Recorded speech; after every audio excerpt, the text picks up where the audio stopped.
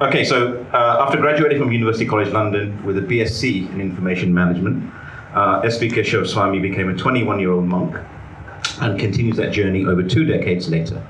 Having studied ancient Sanskrit texts for over 25 years, he's gone on to author 10 books and design over 50 courses, empowering his audiences to apply ancient insights to upgrade relationships, discover purpose, overcome inner blocks, and craft well-being on all levels.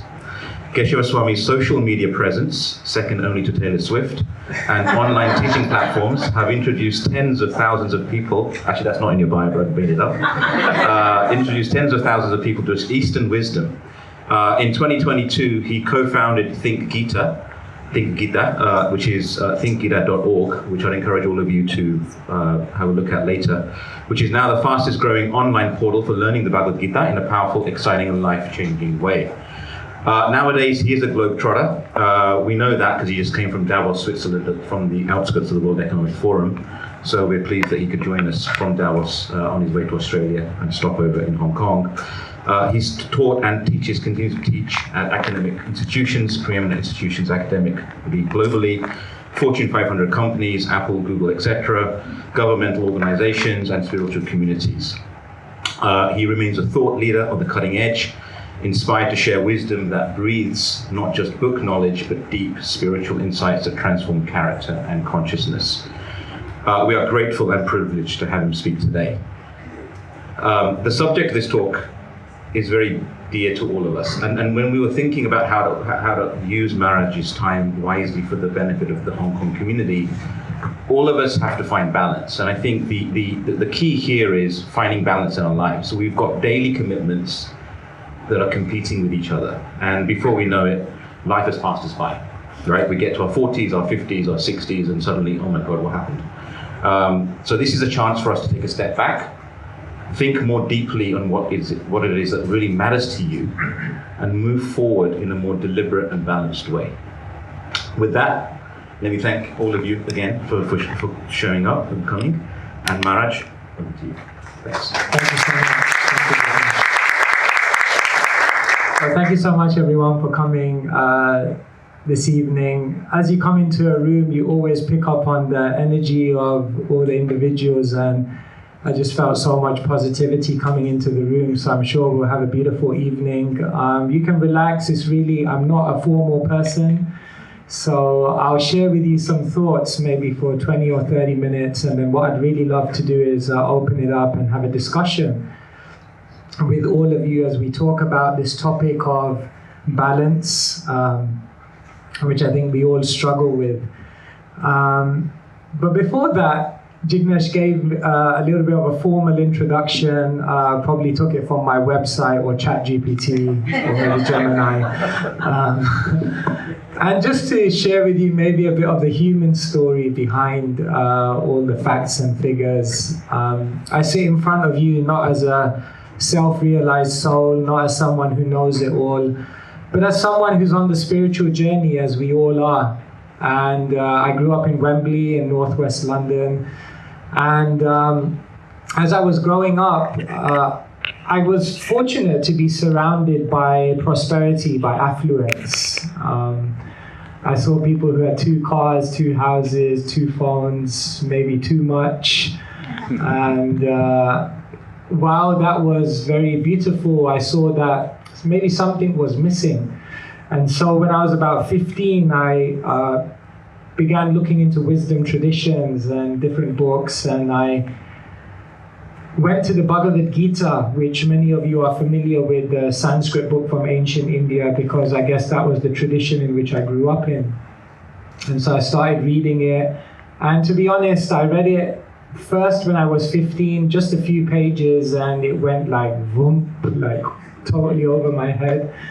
But something in me said that there's some profound wisdom here, but I have to be patient. So I continued studying. And through my university years, I studied at UCL. And through my university years, my spiritual hunger was growing.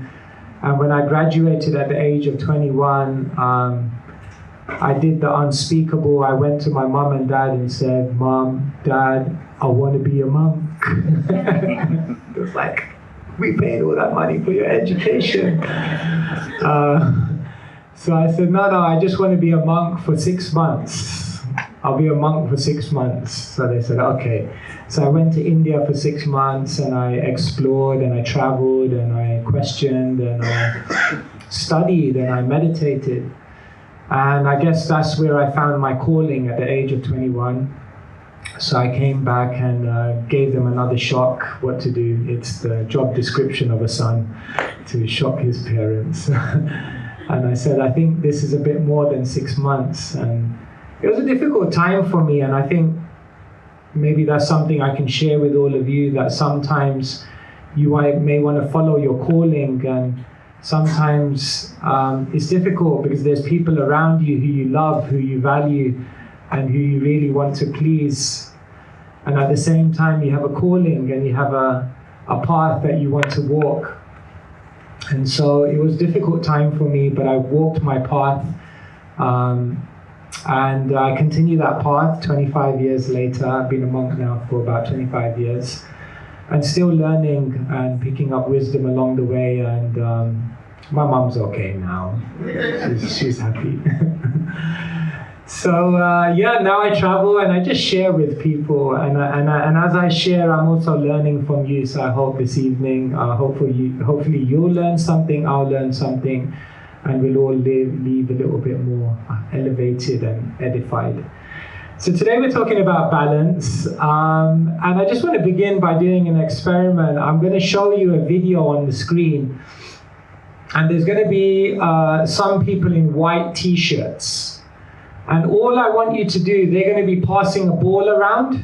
And all I want you to do, it's very simple. I just want you to count the number of times they pass the ball. Yeah, simple enough? Yeah, is that okay? So all you have to do is count the number of times the people in white t-shirt pass the balls. 3, 2, 1. Count how many times the players wearing white pass the ball.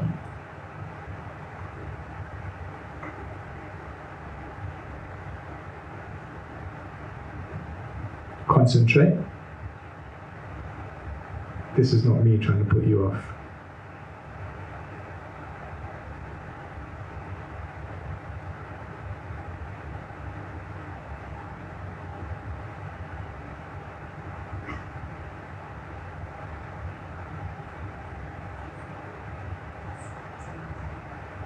All right, simple enough. Put your hands up if your answer was 12. Okay, 1. Put your hands up if it was 13. Okay, 4. Put your hands up if it was 14. Okay, about 5. 15. Okay, about 10. 16. Okay. 17. 18.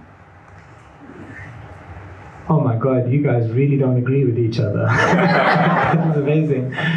It's amazing. Even a simple thing like counting the number of times. Our mind is so distracted, isn't it?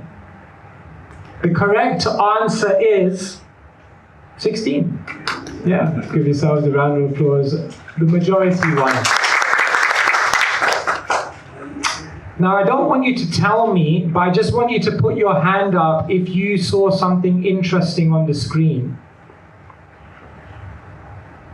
Okay, about 20 of you. The rest of you never saw anything interesting on the screen? What about if I told you across the screen walked a gorilla? And some of you are like, no. A gorilla walked across the whole screen. Put your hand up if you didn't see the gorilla. We didn't see it. Didn't see a gorilla? Put your hands up if you did see a gorilla on the screen, right? Put your hands up if you saw the gorilla walk through this room. Okay, thankfully no one saw that. That didn't actually happen, but Those of you who saw the gorilla walk across the screen, did you see anything else interesting? Stomping his chest. He was bumping his chest, okay. Color change. The color changed.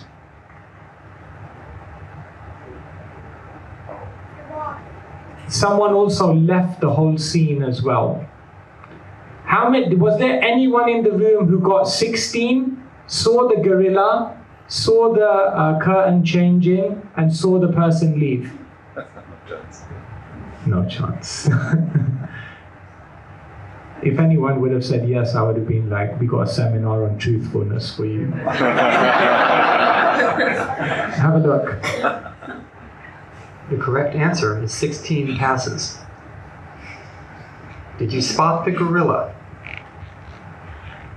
For people who haven't seen or heard about a video like this before, about half missed the gorilla. If you knew about the gorilla, you probably saw it.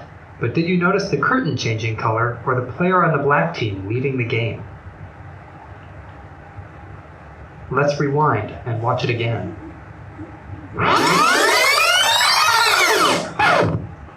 Here comes the gorilla, and there goes a player, and the curtain is changing from red to gold.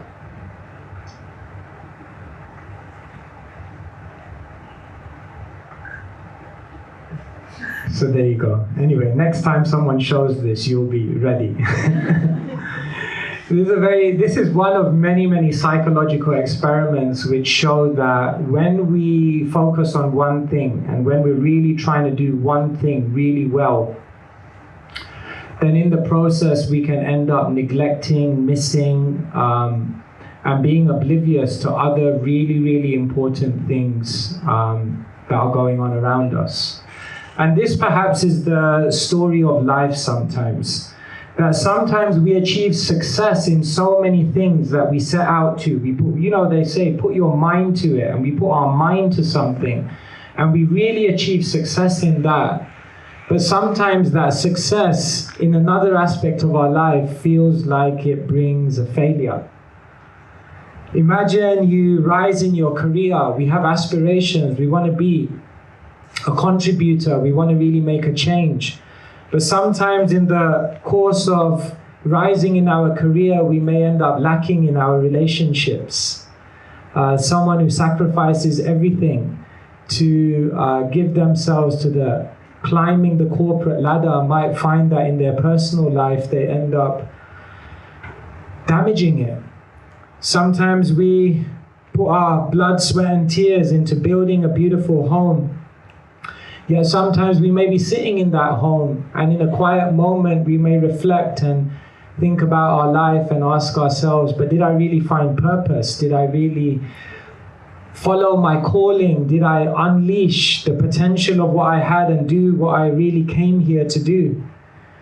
Sometimes we can develop a healthy bank balance, but in the process we may lose our health. The Dalai Lama said this. He said, one of the most amazing things is that we sacrifice our health in order to get wealth. And then later on, we spend that wealth to try and get our health back.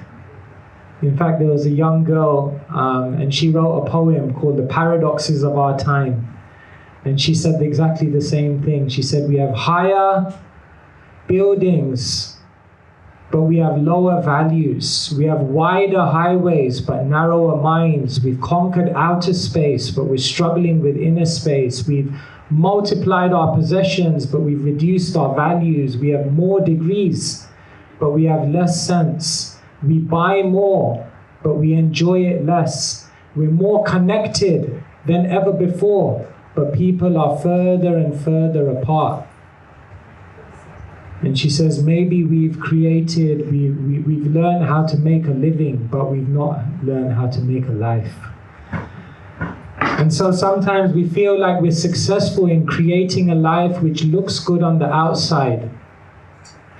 But perhaps if we're very honest and we reflect, sometimes it doesn't feel so good on the inside. They say, perhaps the story of the world today is smiling faces, crying hearts.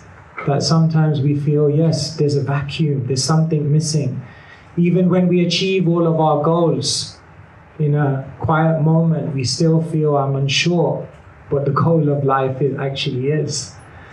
And so they say the worst type of success is when you fulfill and achieve all of your goals, and then later on you realize they were somebody else's goals. And so, because we live in a world which is so busy, which is so demanding, oftentimes this happens unintentionally, unconsciously, imperceptibly. And so the sages, the great teachers, the wisdom keepers of our world, they tell us that being introspective about why we're actually here and what we're trying to achieve is so, so important. And if you don't keep your eyes open to living a balanced life, then there's a very good chance that you'll come out of balance. Many of you are familiar with this. This is the hierarchy of needs. The famous American psychologist Abraham Maslow, he wrote a paper, a very, very famous paper called A Theory of Motivation. And he analyzed in that paper what motivates people to wake up every morning, what motivates us to put our attention, our effort, our endeavor into different things in life. And he said there's basically a hierarchy of needs, that on the base level, most people are just trying to meet the demands of life and have the basic necessities which allow them to live day to day. And he says once people have achieved that, then they look for safety, they look for security, they look to build on the necessities to make sure that they have enough in case there's a rainy day. And he says higher than that, they look for love, for belonging, for connection. We don't just want to be successful, but we want to share that success with others. And sometimes we feel that there's a vacuum of relationships. Last Christmas, I gave you my heart. The very next day, all those kind of songs. And then Maslow very interestingly says when we have those relationships, when we've achieved all of those things, then we also begin to look for contribution. We look for making a difference in the world. We kind of look at life and we think, I received a lot, but I want to also share with others and make a difference and leave a legacy. And so people often in their life also think about leaving a legacy. But Maslow says all of this is completely natural and completely necessary for living a wholesome life. But he says all of this is not enough. If we simply spend time doing this and we don't get to the final point, which he calls self-actualization, understanding who we are, what our purpose is, why we were put here on this earth in the first place, he says that you can fulfill all of the needs on these 4 levels, but if you don't reach here, there will be a regret at that moment when we're leaving the world. And so he says that self-actualization is what everything is ultimately contributing towards. And it's interesting that when he talks about self-actualization, he doesn't actually go into that much necessary detail about what that is, and says everyone has to really find that for themselves. But fitting all of this in is tough. Here we are, and it's great because for the next few days you're all going to have some holidays, and this is the time to think about all of these things. But then it will be Monday morning, and the demands will be there, and in the busyness of life, counting how many times the people pass the ball, you may miss the gorilla of the important things that need attention. Friends, today I just want to do a quick questionnaire with all of you. I'm going to flash a series of questions, and if your answer to this question would be yes, I want you to give yourself 1 point. Okay, I'm going to show you 15 questions. If it's a yes, it's 1 point. If it's a no, then it's 0. And I want you to tell me at the end how many points you have. Question number 1. Or statement number 1, I don't read books or upgrade knowledge on a regular basis. When was the last time you read a book? When was the last time you did a course? When was the last time you learned something new outside of your known skill set? If this stands true for you, that you're not able to do this, give yourself a point. I really reflect, introspect, and scrutinize my life direction. When was the last time we sat down in a quiet moment and just asked ourselves, where am I going? Where have I come from? Where am I right now? Am I moving in the right direction? Are the things that I'm investing time, energy, and effort into what I really should be investing into? How many of us do that? If you rarely do that, give yourself a point. I feel uncomfortable and uneasy when I have time off and no pressing responsibilities. Have you ever experienced this? You wake up in the morning and somehow or other it's like a free day. And then you have an existential crisis. God, what am I supposed to do? Quick, tell me, what should I do? Does having free time sometimes unnerve you? Does it sometimes feel a little awkward, or are you happy? And are you able to engage yourself? Are you able to find beautiful things that you want to do? I regularly have a huge backlog of people to contact and messages to answer. The notifications are piling up. Is that true? Or are you generally on top of communication and you're able to connect with people? I feel like all my energy is taken up by work and career, leaving little energy for anything else. Is it that by the time you get back to home after a hard day's work, you're just ready to eat and sleep? And by the time you have the weekend, you're just recovering so that you can be ready for Monday? How much do you think work and career suck up your energy? I rarely do charity work or welfare activities which are for the benefit of people I don't know. When was the last time we did something for people we don't know? For a cause that we don't get any immediate benefit out of? I consciously avoid spending time with others because I have too many things to do. Do you avoid people because you're busy, don't want to get into a conversation, need to just... Yeah, so you guys got a number so far? Yeah. Everyone's looking super worried, you know. It's like, don't worry. There are solutions coming as well. I find it hard to sleep. How many of us find it hard to sleep? Too many things on your mind, too many stresses. I've lost a friendship over anger. Failing to respect another person.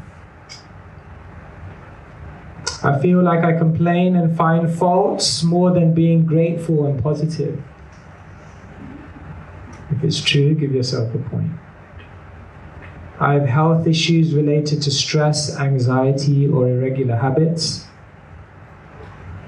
I've not taken a holiday in a year.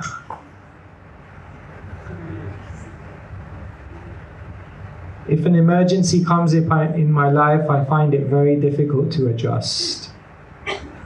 Yeah, hope you're counting. Most of my interactions are just about getting things done. Do you have time to just talk to people without any agenda, without any purpose, without the fact that you're trying to achieve something in that conversation, just to be in that moment, to give someone your attention and be fully present, just to connect? My partner, children, family complain that I don't have enough time for them. All right, so you have a number. When you go away this evening, I can later on flash these on the screen again, and you can just take a photo, and the questions where you did give yourself a point, the questions which were true for you, or the statements, Just think about those in your life and think about how they may be the keys to redressing the balance in your life. So just have a look at that. So they say, if you had 0 to 5 points, well done. Keep going. You are in the top 5% of the world, because most people are not there. If you're between 6 and 10, then definitely life balance needs adjustment. And if you're between 11 and 15, sorry, can't help you. Lost case. No, I'm joking. Then really we have to think. Yeah. It's important to ask these questions. As Jignesh was saying, sometimes time just goes and life passes us by, and later on we have many regrets. There was one lady, she was a nurse, a palliative nurse, and she wrote a book after 25 years of being a palliative nurse, in which she documented the top regrets that dying people had.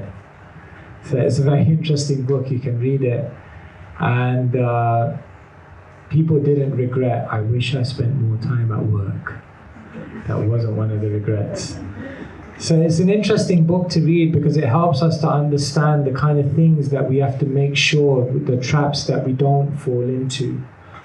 And so today, there's all these things that I'm telling you to do, and telling you that, sharing that these are all important aspects, and try not to neglect any of these because they're all building up to actually living a very purposeful life. But the reality is life is busy.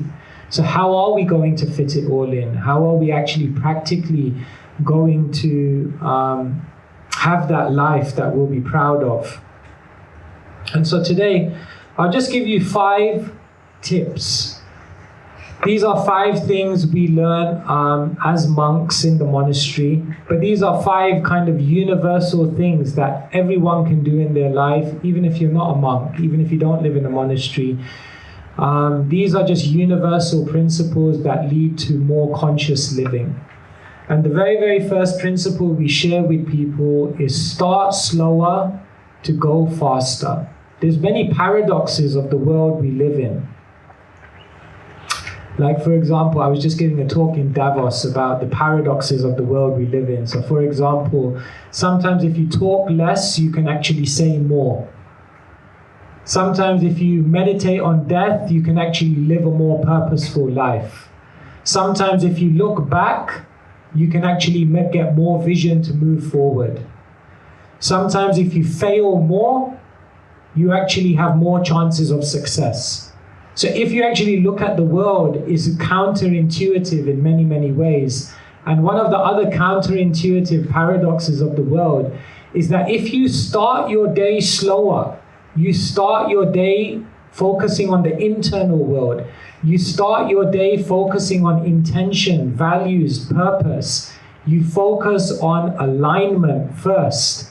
Then what happens is when you emerge into the world, into the busyness, into the chaos and the craziness, then you'll actually be much more effective, much more focused, much more balanced, and much more impactful. And therefore we tell people everyone should join the 5 a.m. club. Join the 5 a.m. club before you join the 9 a.m. reality. And if you don't, it will become the 12 p.m. catastrophe. So it's so important to rise early. It's said that when the sun is rising, then the sun is energizing the whole universe. So someone who rises with the sun doesn't just energize the universe, but the sun begins to energize their life. They say the morning hours give you creativity. The morning hours give you productivity. The morning hours give you longevity and sustainability in what you want to do in your life. And so while most of the world just focuses on what they do between 9 to 5, we tell people that often what's more defining for your life is what you do between 5 and 9. Because that's where you rejuvenate, that's where you realign, that's where you readjust yourself to the principles and the things that really matter. And so one simple habit that everyone can start doing to live a more balanced and meaningful and purposeful life is when you wake up, instead of first dealing with the external world, focus on the internal world. And that could mean different things to different people. But sometimes I give people a formula, 15, 15, 15, 15. 15 minutes, move. When you wake up, move.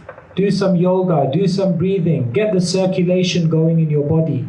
Then 15 minutes, meditate. After you've energized the physical body, now go internal, do some meditation, whatever that may be for you. And then I tell people, 15 minutes, read. Read something. Read some wisdom, some higher dimensional knowledge which gives you a different lens through which to see life. And 15 minutes, reflect. Whatever you've read, reflect on it and reflect on your life and write a journal and write a few thoughts about where your life is going and what you want to achieve. Now I guarantee you, if you do that every single day, move, meditate, read, and reflect. These are timeless principles which are eternal technologies which work. And so if you start slower, don't wake up and immediately begin interacting with the world. First, navigate the inner world. The second principle I want to give to you to live a more meaningful life is learn to say no. When they were looking at time management over the generations, then they had different models at different times. And the first kind of wave of time management was, how do you maximize everything in your life? How do you fit as many things as possible in? And there was some truth to that. But the second wave of time management told us it's not just about maximizing what you do in your life, but it's about prioritizing what you do in your life. So yeah, everything should be fit in, but put it in a priority order. But the third wave of time management tells us it's not just about maximizing, it's not just about prioritizing, but we have to learn the art of eliminating. There are many things in life that we spend time, energy, and our attention on that just aren't worth it. And if you don't consciously say no to certain things, then know that you're unconsciously saying no to many other things that are much more important and impactful for your life. And therefore, the most purposeful people in the world constantly do an audit of their life, and they ask themselves, what things am I doing that I don't need to be doing? And by eliminating things from your life and creating space, you open up the opportunity to do much more meaningful things. And so don't think about life as just something you want to fit more and more into, but also think about how to create room, how to create space. We need space, see? Like when you eat, according to Ayurveda, half of your stomach should be filled with solids, a quarter of your stomach should be filled with water, and the other quarter should be filled with sweets. No, I'm joking. The other quarter should be filled with air. Because you need some space for the fire of digestion to take place. But what often happens in our life is just packed back to back. And therefore there's no fire to digest life, to digest lessons, to reflect, to learn, to grow. And so the teachers tell us, say no so you can say yes. The third thing I want to share with you is a very, very important mantra. Time carries memory and location carries energy. One of the biggest problems in the world today is that people live very, very unregulated lives. This is coming from someone who took 120 flights last year. I'm not speaking about this one from a space of actually living it. But if you have the opportunity to live a regulated life, this is incredibly powerful. Because if you do the same thing at the same time every day, that time creates an energy. Like for wherever we are in the world, when the clock hits 5, we know what we're doing. We're meditating because it's just become part of us, and that time carries a certain energy which allows you to go deep into that activity. And location carries, time carries energy, and location carries memory. So when you do a certain activity in a certain place, in a certain habitat, when you keep a steadiness, then what happens is immediately when you step into that environment, it's so much easier to do that activity because location carries that. So here I'm just sharing with you the power and the potentiality of living a regulated life. I don't have it here, but I can show another time. They made a chart of the most creative people in the world. Creative people who are like activists, or creative people in the arts, or creative people in philosophy, and it showed their daily routines. And one of the common things amongst the most creative people in the world is that it's almost counterintuitive, but the most creative people live the most structured lives. Because from structure, from regulation, from having a set way of doing things, you open up opportunity to unleash something far more creative. And so people who live a regulated life often have less regrets because there's a time and a location for everything. People complain, I don't have enough time. I need another day in the week. I need another hour in the day. I need another lifetime added on to this one. We always want more time. But the ancient Sanskrit sutras tell us when you utilize time, time actually expands. Many of you are parents, you know that you won't give something to your child if they don't appreciate what they already have. You won't give them more of it, because if you don't appreciate what you have, you'll never appreciate what you get. And therefore, it's explained that when we utilize time, when we stop wasting time, when we're very, very purposeful and very, very deliberate and very, very responsible in how we spend every moment of our life, then what you'll actually find is that windows of extra time actually begin opening up to do all the other things that you want to do. Therefore, you find the most impactful people in the world, it's incredible how much they get done. Have you ever met people? Sometimes you just think like, how does this person get so much done? Because if someone is very, very deliberate and respects time, then what will happen is time will expand in their life, and they'll be able to do insane amount of things because it's almost like they transcend that limitation. So just look at the time wasters in our life and try to begin eliminating some of those, and you'll see amazing things begin to happen. And the final thing I want to tell you about time is perhaps the most important one. Actually, just today before I was coming here, I got a call from London from one of our community members, and he said, can we jump on a Zoom call? So at 4 o'clock I jumped on a Zoom call here. So they're two brothers. One of them is 44 and the other one is 41. And the 41-year-old younger brother, he's just found out he has a brain tumor.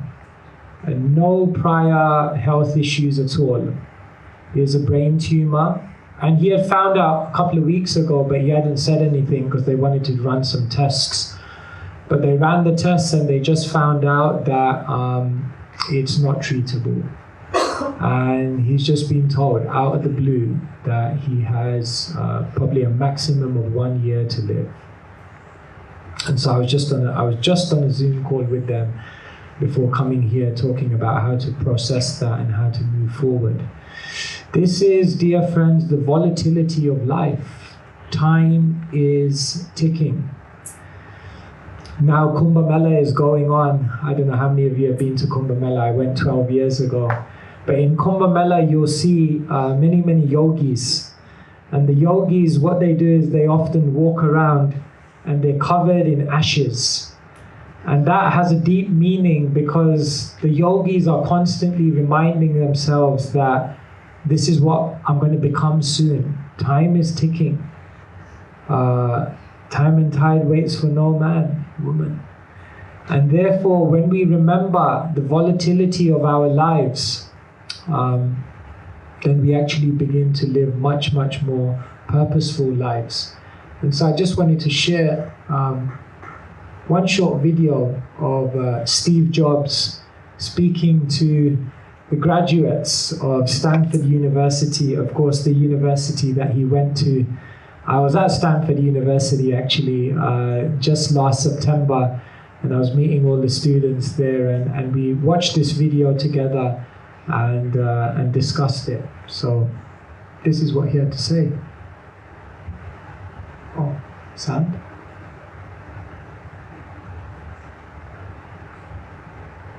There was sound before.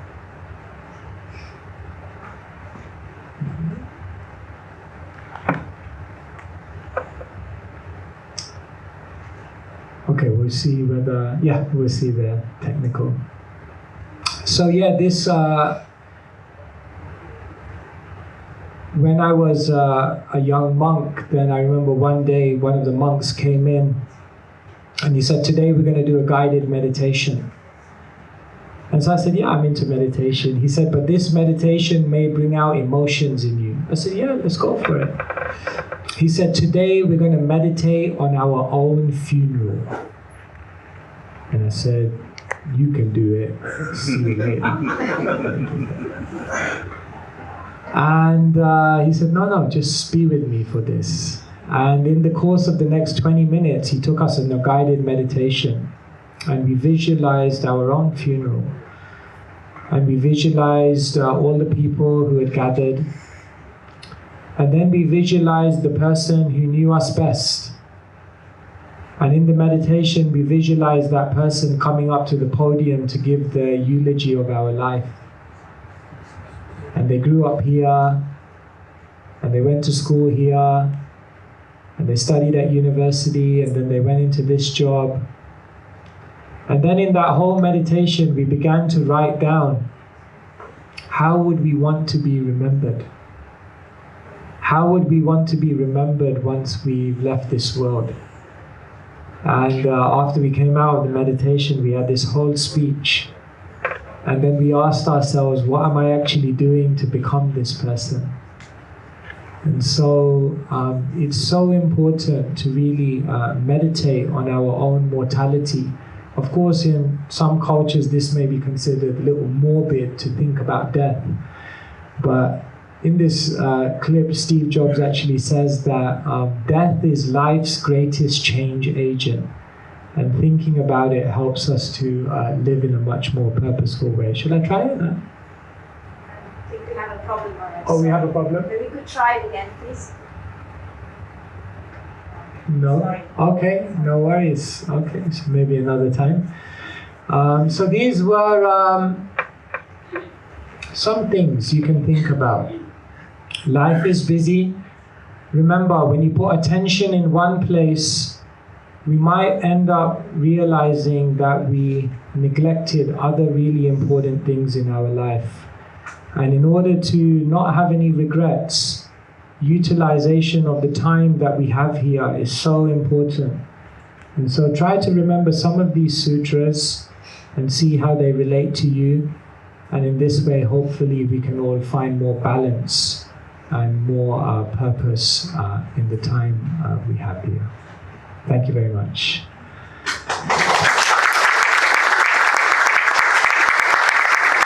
So we have a little bit of time, and I didn't want to speak for the entire evening. I just wanted to kind of open up some ideas and then see perhaps whether any of you have any questions or comments, or whether there's anything I said that you would like to know more about. Then we can kind of open it up for you. So yes, would anyone like to ask any questions? Or yes, I think there's a mic coming, so if you can just.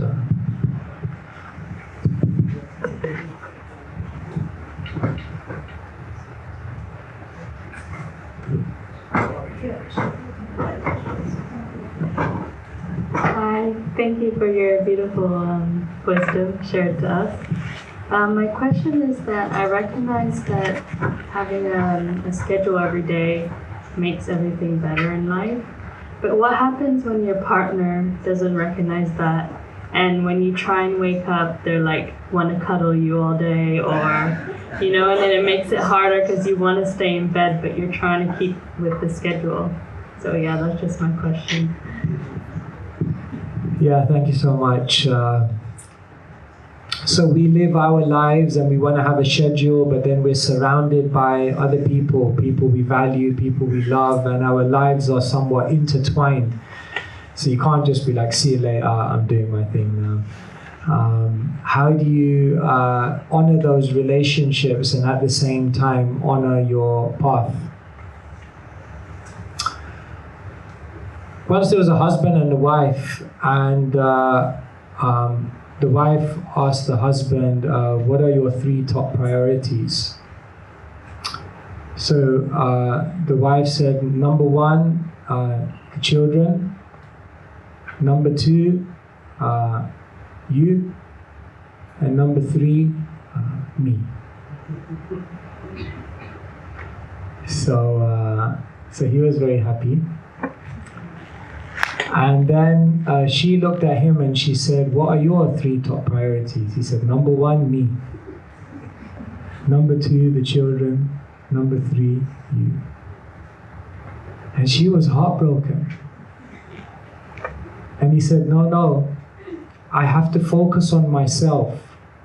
Because when I focus on myself and then I come to relate to you, I bring the best of myself to the kids. I bring the best of myself to you. It's very, very interesting. They did a survey of the most compassionate people in the world. And you know the one common quality amongst the most compassionate people in the world? They create boundaries. And it's almost counterintuitive. Like compassion means you're just giving, you just give. But the most compassionate people create boundaries because what they do is they realize if I work on my inner self, then actually I can give something far more valuable to the people around me. And so the art of life is to somehow, with the people we love, people we have a respectful, that respect and value for, we have to try to sometimes explain and create those boundaries. And then they're the ones who are actually going to feel the benefit of that because you come back as a more wholesome person. And so as I was mentioning right at the beginning of this talk, that sometimes to follow your path, you have to also expect that in the beginning, people around you may not understand you or they may be disappointed. But in the long term, they're the ones who are actually going to appreciate that. And so actually in a relationship, they found that the depth of a relationship is not proportionate to the amount of time that you spend together. This is a myth.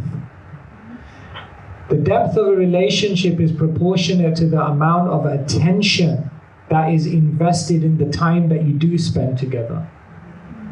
And therefore, sometimes you can find people who, because of life and situations, they don't have that much time, but when they are together, they're so present. And so, if you're able to give the best of yourself, then the relationship will flourish. So, yeah, just some thoughts. Thank you very much. Hare Krishna Prabhuji, Maharajji. This still seems very unreal and very surreal to me right now. but I'll come to my question.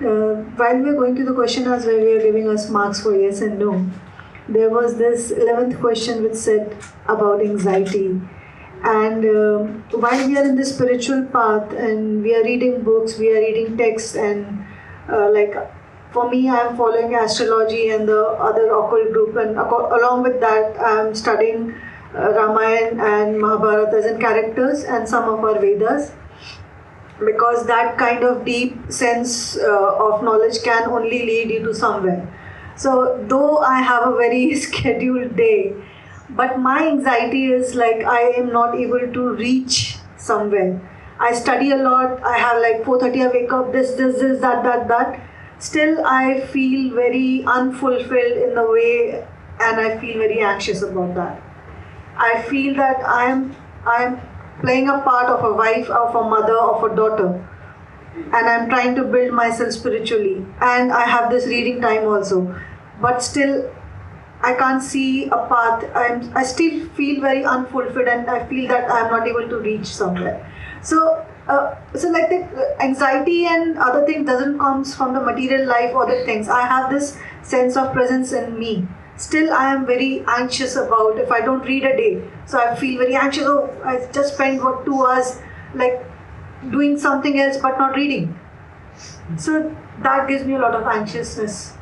So my question is that is it a part of spirituality that this kind of anxiousness, and if it's there, then how do you curb it?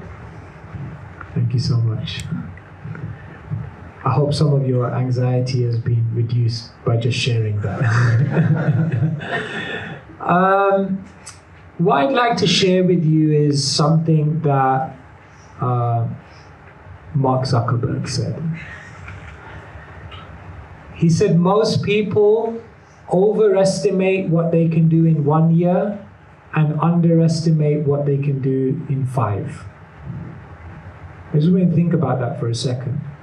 Oftentimes in our life, what we're trying to do is we're just trying to achieve everything in the immediate. And it's unrealistic, it's unsustainable, and it's unsatisfying actually, dissatisfying. But most people underestimate what they can do in 5 years, right? So the idea is that yes, you have many aspirations, you have many duties, and there's always a sense that I'm not going fast enough, I'm not achieving what I'm meant to achieve. But patience is such an important quality. And therefore, if you just set goals, you see, progress is more important than perfection. And therefore, one thing that helps is when you have a vision of where you want to be, break it down into a series of goals that are achievable for where you are right now. And that achievement of a realistic goal according to where you are gives you the confidence and the joy to then go to the next stage and the next stage. And you know what? While you're on that journey, there'll be days when you don't live up to your goals or meet them. There'll be times when you veer off. But it's okay. That doesn't disqualify you. Just like I came on the plane here, and when a plane goes from one airport to another, there's a flight path. But did you know on any given flight, the pilot is only ever on the flight path for about 25% of the journey? For most of the journey of a plane, the plane is actually off the flight path because of wind, because of other factors. It's either to the left or to the right. But the amazing thing is, after whatever it is, 10 hours, the flight still reaches its destination. Not because it was on the flight path for every single part of the journey, but because the pilot was always trying to come back to the flight path. Therefore, when Arjuna in the Bhagavad Gita tells Krishna, my mind is all over the place, it's more difficult than controlling the wind. Krishna says, don't worry. From wherever the mind wanders due to its flickering nature, just keep bringing it back. And so we may not live the perfect year. We may not live the perfect month. We probably won't even live the perfect week. We'll be lucky if we live a perfect day. because every day we're falling. But there's a beautiful book by a Christian monk called Falling Upwards, which is a beautiful concept. The idea that I'm failing and I'm falling, but if I accept it with grace and I learn from it, then I actually fall, but I fall upwards because it elevates me to the next stage of my progression.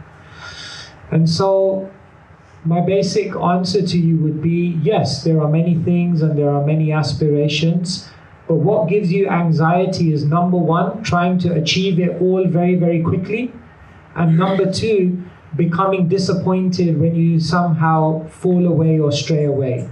But those two things just have to be recalibrated.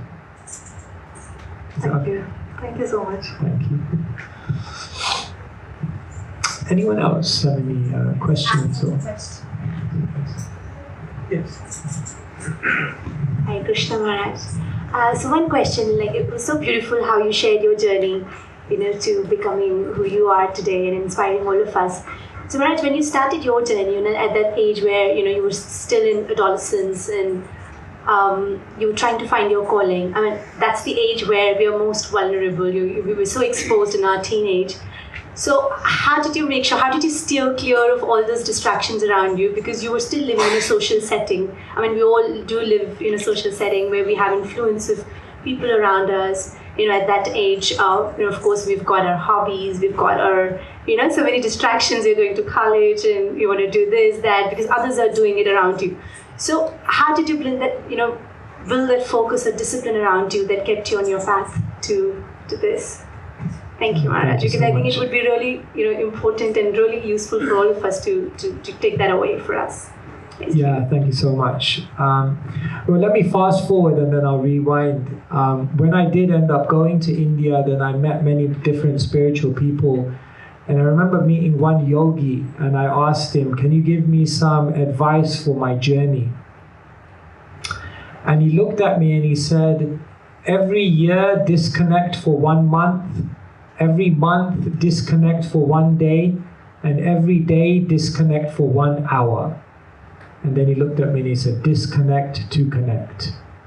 I was like, you should be doing TEDx. It's like one of those Instagram reels. And I still try to follow that today.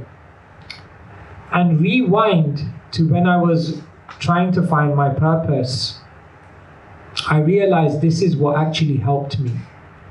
Finding spaces away from the noise of the world. See, we're surrounded by opinions, we're surrounded by expectations, we're surrounded by pressures, we're surrounded by trends and traditions. And what happens is that noise is so loud that in the midst of all of that noise, we don't hear our hearts. Now, I'm not saying traditions are all bad. I'm not saying expectations are all bad. I'm not saying people's opinions are all bad. They're useful, but they become bad when they become so loud that we don't hear our own heart. And so we become so disconnected from authenticity. One English writer says, I'm not who I am. I'm not who I think I am. I'm not who you think I am. I'm who I think you think I am. We become so shaped by the world around us that we then end up living a life and then looking back and thinking, but it wasn't my life. And this is why the biggest thing in the world today is purpose. Because most people feel as though they've taken a life path in which they haven't found their purpose. Now, it's difficult because many of us go on a journey of life and then it's kind of like, then we figure out, oh no, maybe I didn't think about, but you're already on a journey. It's like sometimes, when you drive down the motorway and you get distracted and you miss the exit. And then you're just like, you go just past the exit and you're like, oh my God, I missed the exit, And in that moment, you just want to turn around and reverse, but you can't, you're on the highway. So sometimes our life is like that, So it's a process. You have to drive, you have to go around, you have to come back, then you have to get off again. So what I would say to you is, and to all of us, and I have to continuously do this. The amazing thing is, I don't think you find your purpose one day and then that's it. Like, I found my purpose, I'm done. Because we become, again, easily diverted off that path. And so I have to keep finding my purpose. And so I still try to do that every year. I disconnect for a month. Every month I disconnect and disappear for a day. And every day I have a period where I'm just working on the inner world. So those who live the most introspective lives live the most meaningful lives. But it's so hard in the world we live in today for people to just be in solitude, for people to be in stillness, for people to be in silence. But the more we can do this, we become more energized. So I think that's what helped me. Yeah. Thank you.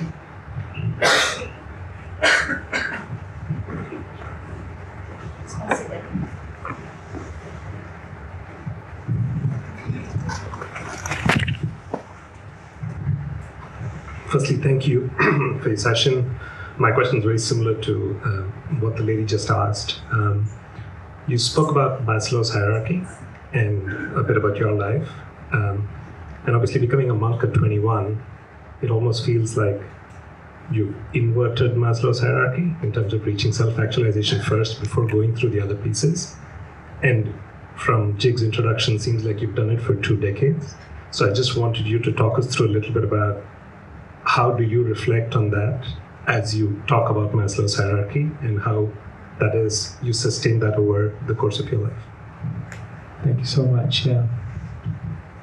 Yeah, so Maslow's hierarchy of needs is interesting because it almost seems like he's building and it's sequential, and after you've done this, then you do this, then you do this. I don't know if that's exactly how he meant it to be, but many people live their life like that, isn't it? And you'll often hear people say that, like, first get a job, first be successful, first do all of those things, and then religion later. There's that kind of notion. Once a young boy, he wanted to become a monk. So his father came in and his father was not agreeing. So he said to one of our head monks, he said, he can join as a monk and do all of this. First let him grow up. First let him have his career. First let him have children and become successful and have a family. And then, once he's my age, then he can do it. So the head monk looked at him and said, okay, forget him, we'll take you instead. She said, no, sorry. Take him. So there's a notion in life that, this is a hierarchy, a sequential, and we do this later. When actually what you're saying, the inversion of the hierarchy, that's actually meant to be the norm. When you go into your car, you don't start driving for 2 hours and then ask yourself, where am I going, by the way? In other words, start with why. There's a famous book like that in the world, Simon Sinek. It's not a promo, I'm just letting you know. Why, how, and what. But what the world does is it focuses on all the hows and the whats. But the why is missing. Why am I even doing this in the first place? And so, actually, according to spiritual culture, there's an ancient Sanskrit verse. Brahmachari gurukule vasandanta guroritam acharan dasavan nicho guru sudrida saurida. Said that for the first 25 years of life, one should simply understand who they are, what the unique abilities they've been given are. They should learn character, they should learn mind and sense control. And after those 25 years of life, they can go in and make a more meaningful journey. So actually, Maslow's hierarchy of needs places self-actualization as the final pinnacle. But in the Vedic conception, self-actualization is what we begin with, because then it helps you to actually understand what the journey of life is all about. So many of us, we may start later, but better late than never. And wherever we are, whatever situation we are in, we have to understand that this is the pressing question. One philosopher says, there's only one pressing question in life, which is, why am I here in the first place? We think there's so many pressing questions in life, but the only really pressing question is, why am I even here in the first place? Because what you'll find is that if you have clarity on that question, every other question becomes easier to answer. But when that question is not clear, we might find that everything else in life begins confusing us. So yes, when you have a why, even Nietzsche, the German philosopher, he said, when your why is deep enough, then you can deal with any how and what. So why? Therefore, the very first aphorism of Vedanta, Vedanta is the body of Sanskrit knowledge. The very first aphorism of Vedanta is Atato Brahma Jigyasa. Now you have the human form of life. Ask why. It's interesting, kids are always asking why, isn't it? Like, can you do this? Why? Because do this. Why? Why? But it's interesting, as we go through life, we stop asking why. Benjamin Franklin, he said, most people die at 25, but they're not buried till they're 75. Interesting observation. Because the moment we stop exploring, the moment we stop questioning, the moment we stop asking, we're almost living, but we're not living, we're just existing. So yeah, that's why these forums are so important. Because to be honest, I'm not even here telling you anything I think that is groundbreaking. I think pretty much what I'm saying, many of you resonate with. It's not like, but it's just we need to hear it. We need to remind ourselves of it. And we need to do this inner work and contemplation, which helps us to navigate and orientate. I hope, is that okay? Thank you. Anyone else? Yes. I'm parent, and it's like many of us here. I'm a parent, and one of the questions that I have as a parent is, it's a very confusing job. Like our upbringing was in a particular way, and we are trying to do upbringing for our children in a very different, or in a slightly different or very different way. And then there are confusing moments all year around. Like sometimes you're like, let them be, they will do mistakes and they will learn. And then again you want to take control and then don't want them to make those mistakes. So where do we as parents draw a line? Or what would be one or two things that you think as a parent that we should follow so that our kids become good human beings or good individuals in longer term? So where do we stop them, or where do we not stop them? That's a yeah, it's a confusing job, therefore I gave it a miss. But it's a beautiful job. I wouldn't be where I am now in my life if there weren't individuals who gave themselves to me in that way. It's actually the most beautiful thing in existence, to give a soul an opportunity to flourish. Chanakya, the great teacher of logic, he says, he gives a general model. He says in the first 5 years you should just give your children lots of love. And in the second 5 years you should give them discipline. And then after that you should give them independence and friendship. Now you don't have to, like, on the 5th birthday just like do a personality change. It's not that binary. But the ingredients are important. The best parents know the ingredients and the balance of how much love and encouragement and nurture mixed with discipline and correction and feedback and guidance, mixed with just saying, do it, go, try it out. One extreme is to just be too hands off, and then the other one is to go too. And once there was a husband and wife and they were arguing, doctor, no, lawyer, he should be a doctor, lawyer, doctor. When I was young, someone said to me, there's 3 options, doctor, lawyer, or failure. I said, there must be more than that, I'm sure. Anyway, they were having this argument, doctor, lawyer, and then they went to the judge. It got so passionate. So the wife was saying doctor, and the husband was saying lawyer, doctor. So the judge looked at them and he said, what's wrong with you guys? Why don't you just ask him?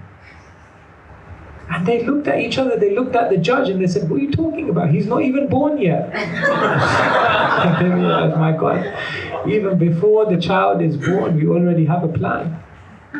So we have to be very careful not to project. Every soul is amazing, every soul is unique, and every soul has to find their calling. So as a parent, to give that love, to give that discipline and guidance, but then to let them make their own mistakes, to expose them to different environments, to help them connect with nature. It's like now I was just in Davos, so one whole afternoon, we were just talking about the education system and how the education system is killing children in many ways, and how because of AI and technology, children just don't connect with nature anymore. So all these things actually help them to be very, very wholesome. So yes, it's confusing. The final thing I'd say is that what can make your job easier? In the ancient Mahabharata, there's a famous Sanskrit line of wisdom which says, it takes a whole village to bring up a child. And perhaps that's one of the biggest problems in the world today, that parents just try to bring up the children themselves. But actually, when you have community, when you have so many other encouraging voices, when you have so many different personalities who they have exposure to, who love them, then what happens is, as a parent, if you veer this way or this way, then the rest of the community will balance it for you.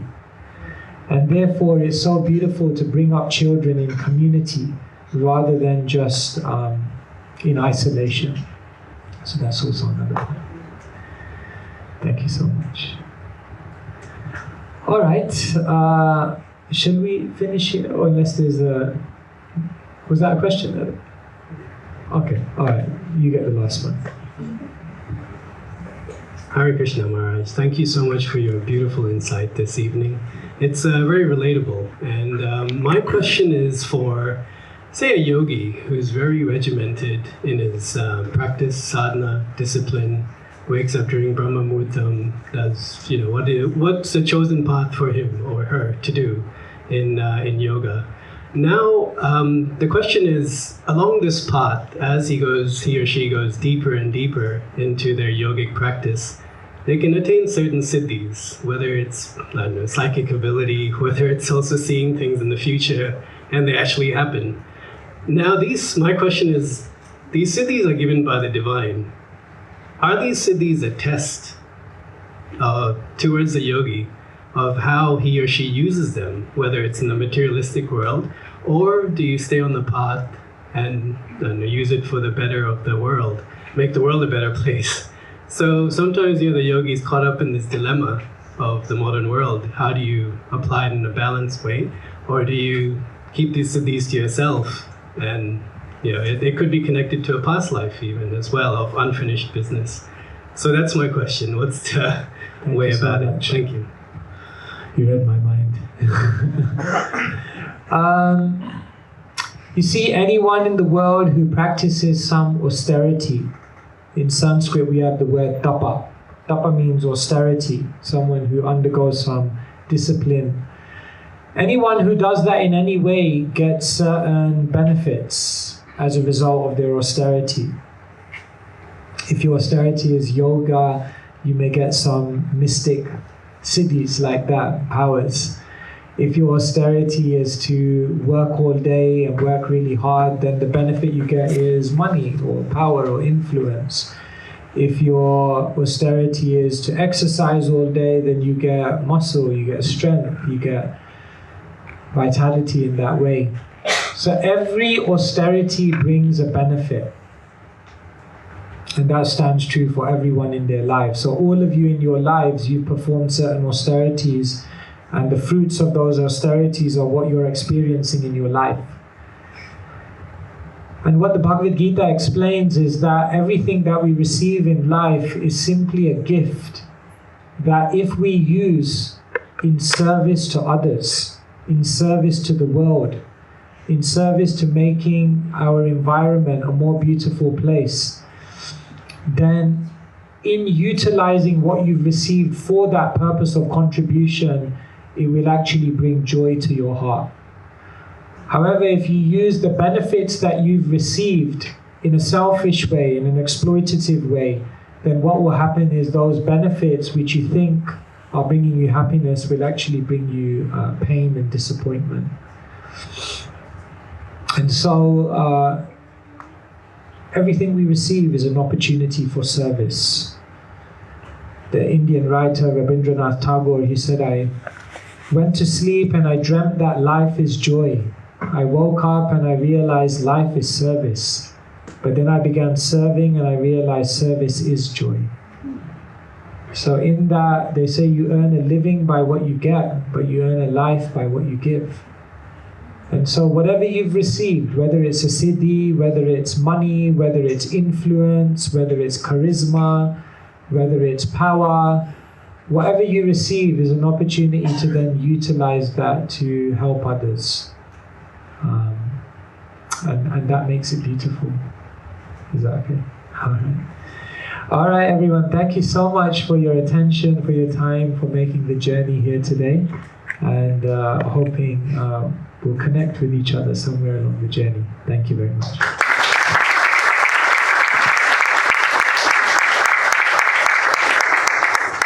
Okay, so to wrap us up for the evening, I think three things I wanted to cover. So I think the first one is that Can't hear? Is that better? Yeah. Awesome. So I think the first thing is that I've seen Maharaj in the London buses back from 2007. Sorry, 2007.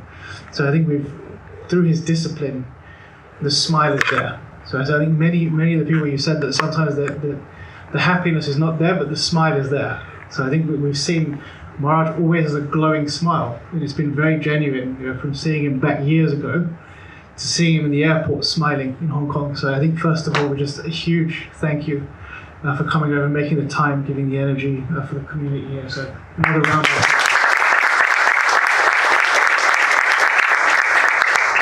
Second of all was that we really want to keep the momentum with these kind of programs. I think it's, COVID did jolt the boat a little bit, so to speak. But I think now we're back and we have Chinese New Year to reflect on this. Let's make it a consistent thing. So you'll be hearing from the community. People have your details, so let's make sure we connect again. And the last point was that at the back, Maharaj has also spent a lot of time in the reflection, authoring books. So there's a number of books by Maharaj, and also some not by Maharaj, that you can get from the back. You can speak to some of the people that we have at the back.